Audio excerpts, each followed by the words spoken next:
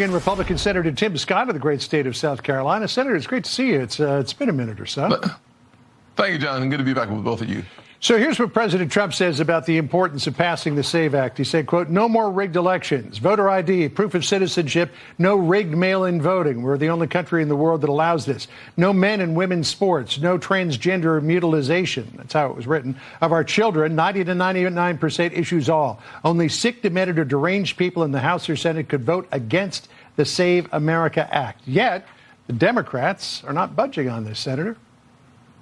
Yeah, they are not. I have no idea why in the world the Democrats are unwilling to support something that over 80% of Americans support.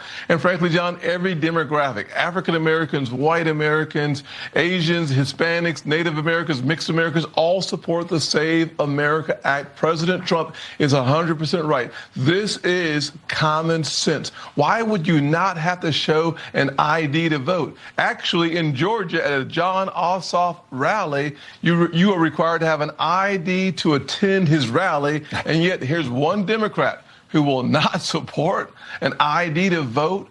Every single Democrat should be lining up with every single Republican to do two things: voter ID, yes, and Americans, only Americans, voting in American elections. John, this is common sense. This should not be hard at all. It appears that Democrats to a person are against this. Looks like even Senator Fetterman is against it. But it's not just Democrats. It's also a couple of Republicans, Lisa Murkowski of Alaska and Tom Tillis of North Carolina. Tom Tillis saying, I'm a no. I'm going to do everything I can to prevent it from even moving forward. Tillis is not necessarily against voter ID or citizenship, but he is against changes in mail-in balloting and provisions about biological males in women's sports, banning transgender surgery for minors. His belief is that the feds should not be dictating some of these issues to the states. What do you say to that argument?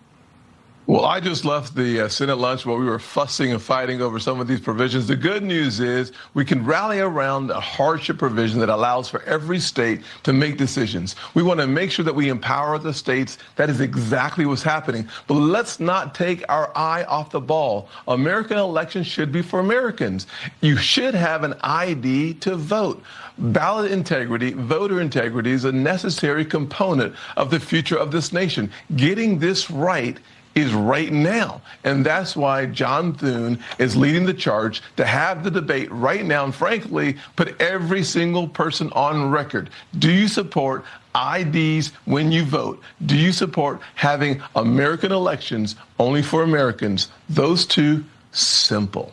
All right. Well, this appears as though it's going to be not much more than an exercise in getting everybody in the record because there's no chance that this has a passing. I want to ask you, though, about DHS funding, because the Democrats have floated a provision saying, OK, we will fund, we'll vote on a bill to fund TSA, but you've got to strip funding for CBP and ICE, which is already a done deal until the end of 2028, out of whatever bill it was originally in, the big, beautiful bill, I believe, and we'll deal with that later. And a lot of people are saying, well, wait a minute, that's never going to fly because now you're taking law enforcement out of DHS. 100%. John, you just hit the nail on the head. Bottom line is simply this. Why in the world will we not fund the Department of Homeland Security as it is in the midst of an Iranian conflict? And we've already seen these one-off attacks here at home. Every single Democrat is making the homeland less secure by not supporting the Department of Homeland Security funding completely. Why would we take apart the Homeland Security funding apparatus? TSA, very important, but so is Secret Service, so is the CBP, so is ICE. Frankly, this is like a non-issue as well. It should be a non-issue that the American people voted for people who raised their right hand, swore in the Bible that we are going to protect the United States of America as our top priority. Anyone who doesn't do that should not be in office. Yeah, Coast Guard's within DHS, too, and we all know the phenomenal job they do of protecting our waters and cybersecurity. Schumer's back down twice on government shutdowns, but it looks like he's got his heels dug in on this one. maybe if they didn't put him to the front of the TSA line, he'd think about it differently. Exactly. Well, listen, the 4-hour lines in throughout Texas. What we need, by the way, is every single single Democrat listening to the sound of my voice, do the right thing if you're in Congress by supporting those people who keep our nation safe. This is no longer an exercise of politics. This is about keeping American lives safe. Do the right thing. Let's get it done. Senator, always good to catch up with you. Thanks for joining us again. Hope to see you again soon. Thank you, John. Good to see you. Appreciate it. Yes, sir.